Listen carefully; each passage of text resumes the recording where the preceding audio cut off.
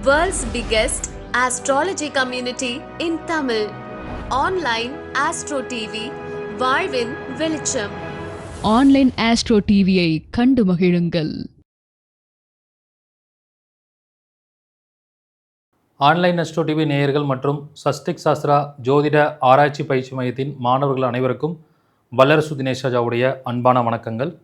நம்மளுடைய பயிற்சி மையத்தின் சார்பாக ஒவ்வொரு மாதமும் 4வது ஞாயிற்றுக்கிழமை அன்று மிக சிறப்பான தலைப்புகளில் வகுப்புகள் கொடுத்துட்ருக்கோம். அந்த வகையில் பார்த்திங்கன்னா இந்த மாதம் ஆகஸ்ட் மாதம் வந்து தியாகம் செய்யும் பரிகாரங்கள் அப்படிங்கிற தலைப்பில் வகுப்பு பார்க்க போகிறோம்.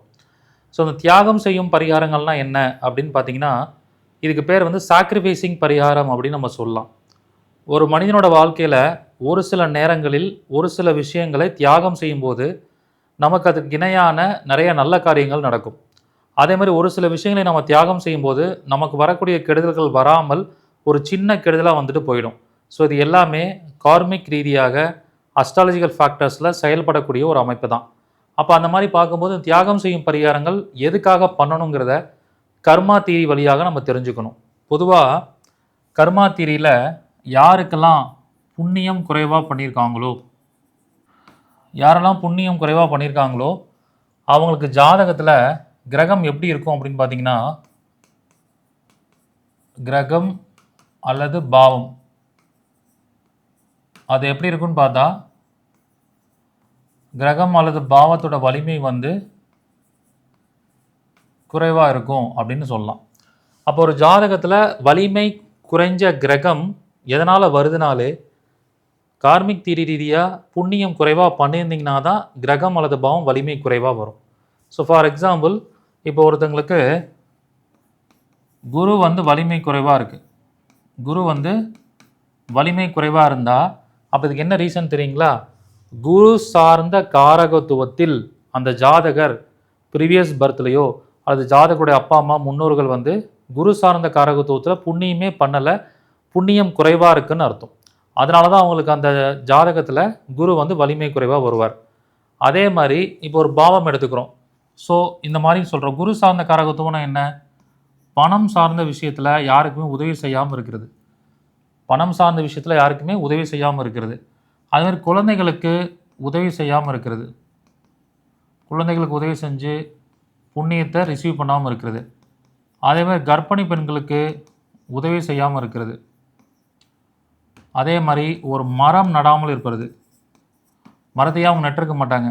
ஸோ இதெல்லாம் செய்யாமல் விட்டாங்கன்னா அவங்களுக்கு புண்ணியம் குறைவாக தான் இருக்கும். அப்போ அந்த குருங்கிற கிரகம் வலிமை குறைவாக வந்துடும். அப்படி வலிமை குறைவாக வந்துட்டால் என்ன ஆகும்னா, இந்த ஜென்மத்தில் என்ன நடக்கும் தெரியுங்களா? அவங்க ஜாதகப்படி குரு சார்ந்த காரகத்துவங்கள் உங்களுக்கு பெரிய நன்மைகளை கொடுக்காமல், அந்த குரு சார்ந்த காரகத்துவத்தில் நன்மைகள் நடக்காமல் என்ன ஆகும் தெரியுங்களா? குரு சார்ந்த விஷயத்தில் அந்த காரியம், குரு சார்ந்த காரகத்துவ காரியங்கள் தடையாகும் அல்லது நடக்கிறதுக்கு தாமதமாகும். நிறைய ரேர் கேசஸில் அந்த காரியம் நடக்காமல் போய்விடும். இதான் பாயிண்ட். ஸோ அந்த மாதிரி பாயிண்டில் இருக்கிறவங்க என்ன பண்ணணும்? அப்போ குரு சார்ந்த காரகத்துவத்தில் நமக்கு அந்த காரியம் நடக்காமல் போகும்னு அர்த்தம். ஏன் நடக்காது, தாமதமாகும் அப்படின்னா அந்த குருவோட புண்ணியம் குறைவாக இருக்கிறனால குரு சார்ந்த காரகத்துவத்தில் ஒழுங்காக நடக்காது. அப்போ இங்கே என்ன செய்யணும்? இந்த விஷயங்கள் ஒழுங்காக நடக்கணும்னா 2 ஆஸ்பெக்டில் பரிகாரம் ஆகணும். என்ன பண்ணணும்? புண்ணியத்தை குறைவாக இருக்கிறனால இந்த பிரச்சனை, அப்போ புண்ணியத்தை அதிகரிக்கணும். புண்ணியத்தை அதிகரிக்கணும்னா என்ன செய்யணும்? அதில் 2 விஷயம் இருக்குது. ஒன்று தானம் செய்ய வேண்டும், இன்னொன்று சாக்ரிஃபைசிங் பண்ண வேண்டும். அப்போ இந்த வகுப்பில் நம்ம என்ன பண்ண போகிறோம்? சாக்ரிஃபைசிங்கை தான் பார்க்க போகிறோம். அப்போ உங்கள்கிட்ட வந்துங்க ஒரு குடும்பத்தில் 4 குழந்தைங்க இருக்குது. 4மே பெண் குழந்தைங்க. அப்போ 4 பெண் குழந்தைங்களுக்கும் கொஞ்சம் கொஞ்சமாக நகை சேர்த்து கல்யாணம் பண்ணி கொடுக்கும்போது ஒரு 10 பவுன் போடணுன்னா 4 குழந்தைங்களுக்கு 40 பவுன் சேர்த்துடும். அவங்க அம்மா கிட்ட வந்து ஒரு 40 பவுன் இருக்குது. அப்போ என்ன பண்ணி ஆகணும்? அம்மா தான் நகை போடுற ஆசையை சாக்ரிஃபைஸ் பண்ணால் தான் அந்த 40 பவுன் எடுத்து ஒவ்வொரு பொண்ணுக்கும் நகை போட்டு கல்யாணம் பண்ண முடியும். அந்த மாதிரி தியாகம் செய்யும் பரிகாரத்தை பொறுத்த வரைக்கும் குரு வலிமை குறைவாக இருந்தால் குரு சார்ந்த விஷயம் ஒழுங்காக உங்களுக்கு கிடைக்காது. அப்போ குரு சார்ந்த விஷயங்களை நீங்கள் சாக்ரிஃபைஸ் பண்ண வேண்டும். அப்படின்னா என்ன? டோட்டலாக இனிப்பு சாப்பிட்றதையே விட்டுறணும். சுகர் கட் அப்படிங்கிறது குருவுக்கான சாக்ரிஃபைஸ் பரிகாரம் அப்படின்னு சொல்லலாம். சரிங்களா? இந்த மாதிரி ஒரு சின்ன பரிகாரம் தான். ஆனால் அதை நீங்கள் பண்ண ஆரம்பித்ததுக்கப்புறம் உங்கள் வாழ்க்கையில் ஒரு மிகப்பெரிய மாற்றத்தை நீங்கள் சந்திப்பீங்க. ஏன்னா அந்த சுகர் கட்டுங்கிற ஒரு பரிகாரத்தை செய்யும்போது என்ன ஆகும்னா,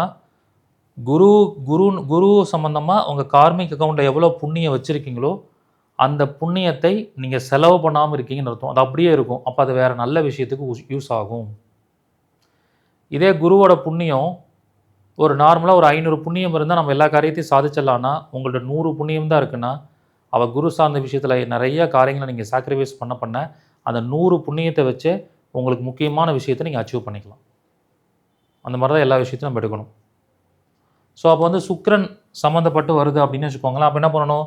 சுக்கிரனில் தான் திருமணம் இருக்குது, சுக்கிரனில் தான் உங்களுடைய ஹெல்த்துங்கிற சிறுநீரக ஹெல்த் இருக்குது, சுக்கிரனில் தான் நல்லா பிராண்டட் ஷர்ட் இருக்குது, சுக்கிரனில் தான் ஒரு பிராண்டட் கார் இருக்குது. அப்போ என்ன பண்ணணும்? சுக்கிரன் வலிமை குறைவாக இருந்தால் பிராண்டட் ஷர்ட் நல்லா ட்ரெஸ் பண்ணுறதை பண்ணாதீங்க, ஆடம்பரமாக ட்ரெஸ் பண்ணாதீங்க, ஆடம்பரமான காரில் போகாதீங்க, பர்ஃப்யூம் யூஸ் பண்ணாதீங்க.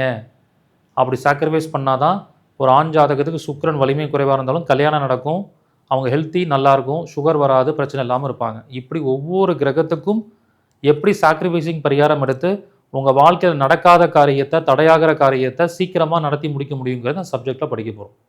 இதே மாதிரி தான் பாவகாரகத்துவத்துக்கும். ஸோ பாவகாரகத்துவத்துக்கும் ஒரு எக்ஸாம்பிள் பார்ப்போம். ஃபார் எக்ஸாம்பிள், இப்போ வந்து ஒரு படிக்கக்கூடிய குழந்தை அப்படின்னு எடுத்துக்குவோம். படிப்புங்கிறது 4ஆம் பாவம். ஸோ ஒரு ஜாதகத்தில் 4ஆம் பாவம் வந்து வலிமை குறைவாக இருக்குது. வலிமை குறைவாக இருந்தால் அப்போ அந்த ஜாதகர் என்ன பண்ணியிருக்க மாட்டார்? படிப்புக்கு உதவி செஞ்சுருக்க மாட்டார். படிப்புக்கு உதவி, அதே மாதிரி ஒருத்தங்க வீடு கட்டுறாங்கன்னா அதுக்கு உதவி, யாருக்காவது வஸ்திர தானம் பண்ணுறது, இந்த மாதிரி செயல்பாடுகள்லாம் யாரெல்லாம் பண்ணாமல் விட்டாங்களோ அவங்களுக்கெல்லாம் 4ஆம் பாவம் வலிமை குறைவாக இருக்கும், புண்ணியம் குறைவாக இருக்கும். அப்போ 4ஆம் பாவத்தில் தான் படிப்பு இருக்குது, வீடு கட்டுற விஷயம் இருக்குது, வாகனம் வாங்குகிற விஷயம் இருக்குது, நம்ம உடம்புல நுரையீரல் சார்ந்த ஹெல்த் இருக்குது. இதெல்லாம் 4ஆம் பாவத்தில் இருக்கக்கூடிய விஷயம். அப்போ இதில் உங்களுக்கு எது வேணும்? நுரையீரலை நல்லா ஹெல்த்தியாக பார்த்துக்கணும், நல்லா படிக்கணும்னா 4ஆம் பாவம் மற்ற விஷயங்களை நீங்கள் சாக்ரிஃபைஸ் பண்ணணும். 4ஆம் பாவம்னா என்ன? உங்கள் பேரில் சொத்து வாங்கக்கூடாது, எப்பயுமே சொத்து வாங்கக்கூடாது, சொத்து இருக்கக்கூடாது. அதுக்கப்புறம் உங்கள் பேரில் வாகனம் இருக்கக்கூடாது. சரிங்களா? நல்ல ட்ரெஸ் பண்ணக்கூடாது. இதெல்லாம் சாக்ரிஃபைஸ் பண்ணுனா உங்கள் வாழ்க்கைக்கு எது தேவையோ அது முக்கியத்துவம்னு எது நினைக்கிறீங்களோ அந்த விஷயம் அந்த பாவம் வலிமை குறைவாக இருந்தாலும் நடந்துடும். இந்த மாதிரி ஆஸ்பெக்ட்ஸில் தான் கிரகத்துக்கும் 9 கிரகத்துக்கும் 12 பாவத்துக்கும் பார்க்க போகிறோம். ஸோ இந்த பண்ண நீங்கள் நல்ல ரிசல்ட்டை பார்க்கலாம். இதை நீங்கள் வாழ்க்கை ஃபுல்லாக பண்ணிட்டு வரலாம். குறிப்பாக அந்த தசாபுதி நடக்கும்போது அதனுடைய நிகழ்வுகள் நடக்காமல் தடையாகிறத தடுக்கிறதுக்கு ரொம்ப சின்சியராக ஃபாலோ பண்ணிங்கன்னா மிக சிறப்பான ஒரு பலன் கிடைக்கும். இதான் தியாகம் செய்யும் பரிகாரம். இதை ஒரு அற்புதமான வகுப்பாக நம்ம படிக்க போகிறோம். 23/8/2026 ஞாயிற்றுக்கிழமை காலை 10 மணிலேருந்து மதியம் 2 மணி வரைக்கும் 4 hours வகுப்பாக நடக்கும். இந்த வகுப்புக்கான கட்டணம் பார்த்தீங்கன்னா 1300 ரூபாய். ஸோ இது வந்து புதுசாக வர மாணவர்களுக்கு, ஏற்கனவே படித்த மாணவர்கள், பழைய மாணவர்கள், மாற்றுத்திறனாளிகளுக்கு கட்டண சலுகை உண்டு. இதை பயன்படுத்திக்கிட்டு எல்லோரும் இந்த வகுப்பில் ஜாயின் பண்ணி படிங்க. நன்றி, வணக்கம், வாழ்க வளமுடன்.